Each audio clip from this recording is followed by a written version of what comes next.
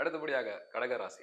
கடகராசிக்காரர்கள் ஏன்னா தெரியும் நீ என்ன சொல்ல போறன்னு எனக்கு தெரியும். அதானே நினைக்கிறீங்க. ஒரு மனுஷன் கடகராசியை திட்டியே வேர்ல்டு ஃபேமஸ் ஆனது பார்த்திருக்கீங்களா? அது நான் தான். It's me.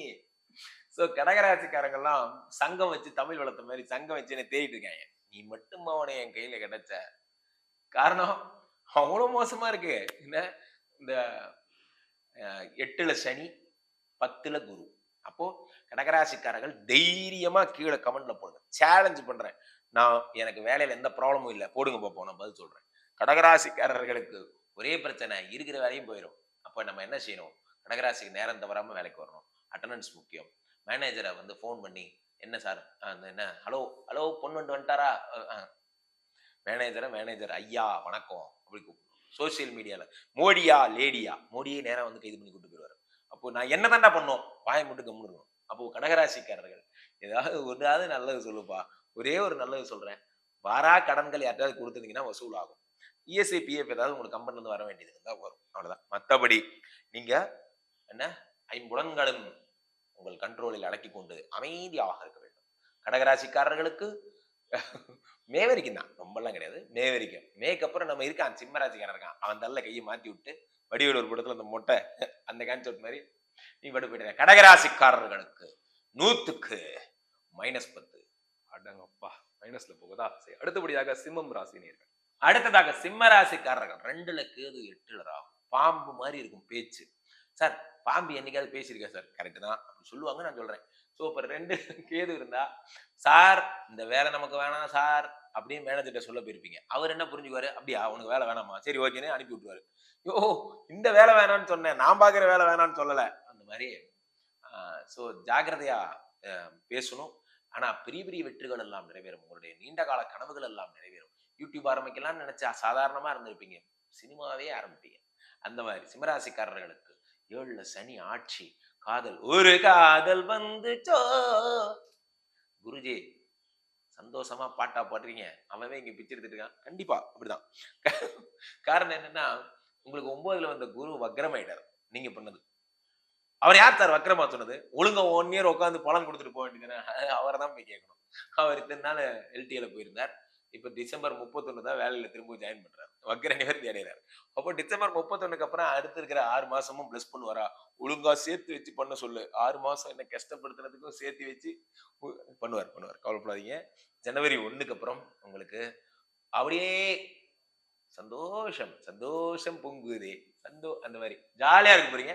சிட்டுக்குருவி மாதிரி அப்படியே சுத்திட்டே இருக்க போறீங்க. அப்போ காதலை இதயமே, அந்த இதயமே எல்லாம் வேணாம். தைரியமா போயிட்டு ஐ லவ் யூ அப்படின்னு சொல்லுங்க. ஓகே அப்படிம்பாங்க. அவ்வளவுதான். அப்போ சிம்மராசிக்காரர்கள் காதலுக்கு செய்யும். அப்போ உயிரே எங்க போன உயிரே, அப்போ கணவர் மனைவி பிரிஞ்சவங்க எங்களை பார்த்தா கிண்டல் பண்ண ஜாலியா சொன்னதாங்க. இங்க பாருங்க, என் பலனை பார்த்ததுக்கு அப்புறம் செய்தி மலர்ல வந்த புத்தாண்ட பார்த்துட்டால் வேற சேனலுக்கே போக கூடாது. அப்ப என்ன பண்ண, கீழே கமெண்ட் பண்ணுவோம், லைக் பண்ணுவோம், ஷேர் பண்ணி எல்லாரையும் செய்தி மலரை பார்க்க வச்சு ரசிகர்கள் ஆக்கி வரணும். செய்தி மலர் நம்பர் 1 வரும். தொடர்ந்து பாருங்க. உங்களுக்கு என்ன வேணுமோ கீழே கமெண்ட்ல கேளுங்க. சரியா? சிம்மம் ராசினியர்களுக்கு 100க்கு எவ்வளவு கொடுக்கலாம்? சிம்ம ராசிக்காரர்களுக்கு 100க்கு 85 மார்க் போடலாம். ஓகே. அடுத்தபடியாக கன்னிராசினியர். கன்னிராசிக்காரர்கள் வாய் மூட்டு கம்முன்னு இருங்க. உங்களுக்கு ஒருத்தன் பட்டம் வைக்க போறான். என்ன பட்டம்? கள்ளக்காதல். என்னது? கள்ளக்காதல்ங்க. ஏன் அப்படியா குருஜி? Bad news. இது குட் நியூஸ் குருஜி. எனக்கு தெரியும் உங்களுக்கு இது குட் நியூஸ் தான் எனக்கு தெரியும். குட் இல்ல, இது குட் மாதிரி கூட்டு போய் குழியில தள்ளி விட்டுரும். அப்போ ஏன் அப்படி சொல்றீங்க குருஜி? 7ல ராகு இருக்காருப்பா. அப்போ ஆண்களா இருந்தா பெண்கள்கிட்ட பேசவே பேசாதீங்கப்பா. பெண்களா இருந்தா ஆண்கள்கிட்ட பேசவே பேசாதீங்க. நடத்தை தடுமாறும். உங்களை விட வயதில் மூத்தவருடைய ஒரு தொடர்பு உங்களை சீரழிக்கும். அப்போ எடுத்த உடனே ஏதாவது நல்லது சொல்றாங்களா பாருங்க. நல்லது சொல்றேன் இருக்க, முதல்ல கெட்ட சொல்றதான் டாக்டர் நல்லது சொல்லுவான்.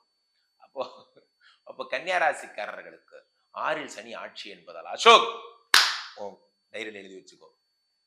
டம்மாலு எல்லாம் நீங்க தான். அப்போ என்ன பண்ணுவீங்க? சத்ரு ஜெயம், எதிரிகளை ஜெயிப்பீர்கள். உங்களுடைய வீர சபதம், முன்னாடி வீடு கட்டி கட்டுவீங்க, முன்னாடி வாழ்ந்து காட்டுங்க, எல்லாம் பண்ணுவீங்க. ஆனா 6ல சனிங்கிறத புது விரோதிகள், புது பிரச்சனைகள், புது கடன்கள் வந்து சேரும். இப்ப புதுசா கடன் வாங்கலாமா? இருக்கிற காசை வச்சு ஓட்டுங்க. அப்ப புதுசா நான் என்னதான் செய்யணும்? கம்முன்னு இருங்க. எந்த ராசிக்கு தான் நீங்க சும்மா இருக்கீங்க, எல்லா ராசிக்கும் கம்முன்னு இருக்குன்னா இவருக்கு நல்லா புரிஞ்சுங்க. 7ல ராகு இருந்தா அயல்நாட்டு வேலை கிடைக்கும். கனடா, ஒன்டேரியோ மாரி அப்படி ஜில்லுன்னு போயிட்டு உட்கார்ந்து சீட் ஆக போறீங்க. ஆனால் தேவையே இல்லாம சும்மா சும்மா சுத்தின பாவத்துக்கு கல்யாணம் தான் பண்ணாலும் அந்த மாதிரி தான். சும்மா சுத்தி பேசிட்டு இருப்பீங்க, உங்களை புடிச்சு கல்யாணம் பண்ணிடுவாங்க. அதனால ஜாக்கிரதையா இருங்க. பெண்கள் நோ. சர்வம் சிவமயம்னு போயிடணும். சரியா? அப்போ கன்னியா ராசிக்காரர்களுக்கு 100க்கு 75 மார்க்.